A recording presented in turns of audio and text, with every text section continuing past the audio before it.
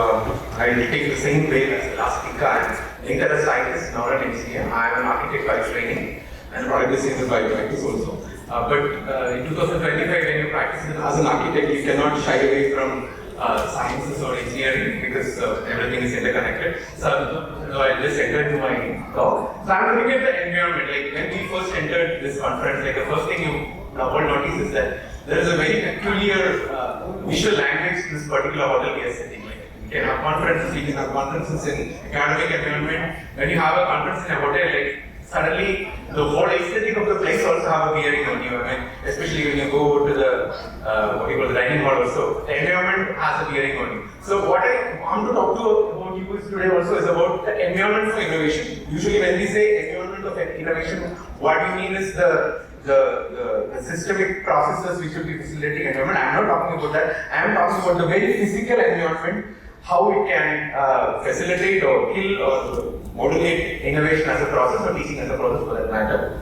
So I'm trying to look at this whole different domain of geometry or mathematics and geometry and how it has shaped the whole the generation of built environment as a science in architecture. So this is an accounting from Vamana Purana. So it talks about how the 5 elements are to be remembered in everything. Like the entire worldview what we have, we are perceiving through the 5 elements. Like I'm not going to metaphysics of this, but the 5 elements in the Indian concept goes roughly parallel to the 5 states of matter. So everything that we perceive through our 5 senses is in some form or other that is creating our mental model of our worldview. So it affects how we think, how we operate, what is our efficiency, everything.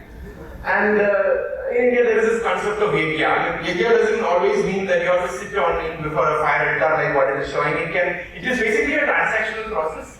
So in Gita, Krishna says that yajnanam jnana yajyoham. A conference is in that sense like jnana yajna, where some transaction of knowledge, some conversation is happening. So here there are different like people who are creating the yajna. Like in the typical classical Vedic yajna, there is a hota who is planning and orchestrating it in an administrative setup. It could be a director of an institution. There may be a Adharyu who's dealing with the Yajurveda, who will be the administrative setup, the deans and the registrar and the larger setup. There will be a Uddata who is singing the whole thing and basically the faculty who transmits the whole stream of so-called knowledge, and there will be like the Brahmana, he's the Adharvana, who manages the whole thing. It could be the non-teaching staff, or it could be whoever is letting the institution run. So whether it is a process of a conference or an institution or an area, this hierarchy stays the same.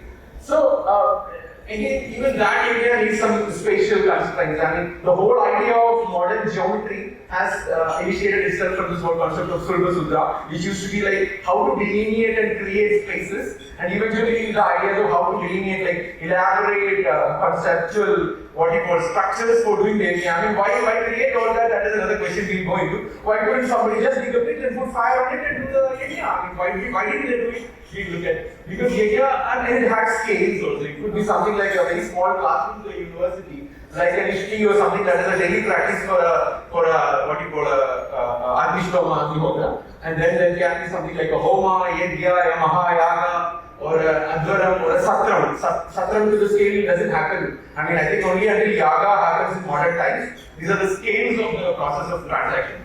A conference is also in that sense a area. So the point is, this was Chittis, the science of Chittis, which is about creating a spatial setting for that particular area. A conference for it is a conference facility.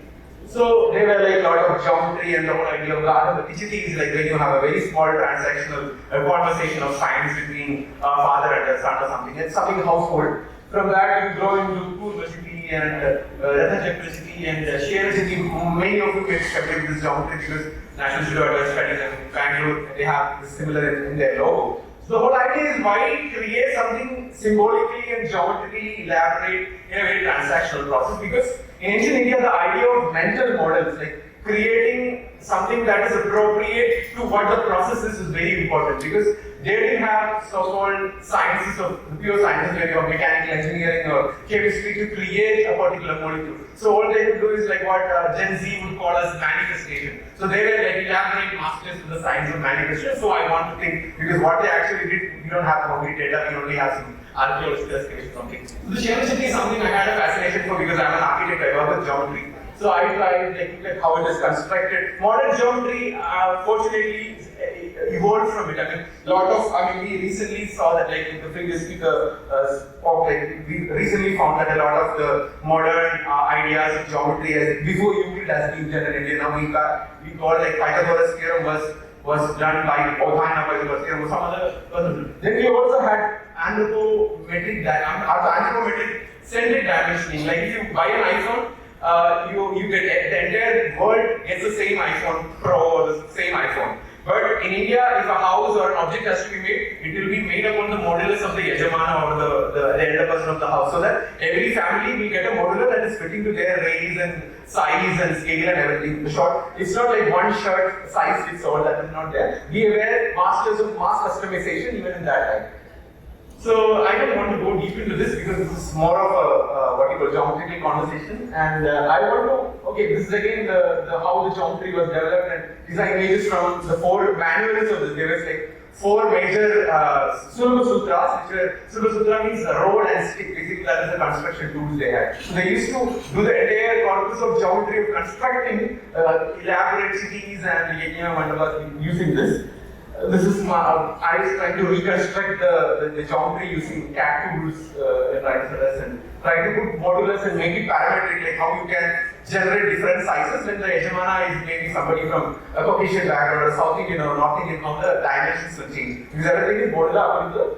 So this is the model I developed, and I could go to the core of the presentation rather if we have less time. So this is the model of it, and this is here is something when the similar process was done in Panyal in Kerala. I mean, it was actually done some 10 years back or 15 years back. So the point I'm trying to make is that in any kind of area there is a spatial setting that is needed. Right now we are not doing this kind of areas a lot, but in academic institutions we have another kind of area which is the teaching and research process. So this is one of the oldest sites that is excavated. This was as big as this room or maybe bigger. It is excavated by Hemanthandan Bahula University somewhere in Uttarakhand. So you can see the scale of geometric constructions they did. And now we are coming back to innovation, which I believe also is the area. And it's a wide parallel. I'll take excuse that it is a very, very far and low. So these were like once upon a time, these were the universities we had. We had Nalanda, which is fortunately inside our country, but still in a very lab situation. We have Nalanda, which is a new university. Takshashila, we lost to Pakistan, the brother country, but it also had its own spatial structure. So this is a structure of Nalanda University. You can see that there is a what you call a typology of how the academic or the ritual or the religious or the philosophical metaphysical program was laid out on one side, and on the other side the residential was mixed with the laboratories. I mean, there is a lot of studies that is happening still, and we are trying to only imagine because there are a lot of layers underground, and above ground you only have so much of a layer. We don't know how the process was totally happening. But there was some kind of an arrangement even at that time. This is Takshashila. We hardly have much information about the kind of program. The point is, there was this 5 W's in one actually all here whenever we go to research. So there was this Vaisheshika idea of how or what was to be done, and then the Nyaya of how it has to be done, or how we arrive at the physics, and there is a combination of this before the metaphysical schools like yoga or Mimamsa and all comes into being. So architecture as pedagogy, I'm not talking about architecture pedagogy, which is my business. I'm talking about more as architecture itself as pedagogy. How can you create a learning environment, a university where the university itself is made for teaching, not just as buildings, as classrooms, facilitating people to sit down and teach. For example, there is Stark Institute of Biological Sciences in the US, where Louis Kahn, one of the famous architects, was commissioned by Jonas Salk, who is the inventor of polymorphism. And eventually what happened is got one of the maximum number of Nobel Prizes in medical sciences in the particular place. So the whole spatial environment has a bearing. These are the kind of issues we have in academic setting. We have a lot of silos of like this is design, this is engineering, that is mathematics, and somehow the cross connection is only slowly building. A multidisciplinarity is like a new idea for like last 15 years we are trying. But I mean there are still, the silo component is still there in our spaces. NEP tries a lot of things how to merge this.